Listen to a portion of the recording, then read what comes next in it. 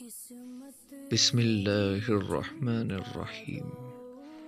السلام علیکم ناظرین، دعائیہ کلمات ہیں۔ نعمت کے معاملے میں اپنے اس کمتر کو دیکھو، شکر گزار بن جاؤ گے، اور مصیبت کے معاملے میں اپنے سے زیادہ مصیبت والے کو دیکھو، صبر کرنے والے بن جاؤ گے۔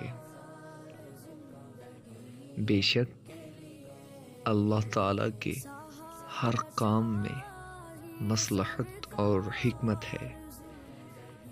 یا اللہ، جن مشکلوں اور پریشانیوں میں ہم مبتلا ہیں، تو انہیں اپنی شان کریمی سے دور فرما دے، اور ہمیں دنیا آخرت کی ذلت و رسوائی سے بچا اور بھلائی نصیب فرما۔ آمین یا رب العالمین۔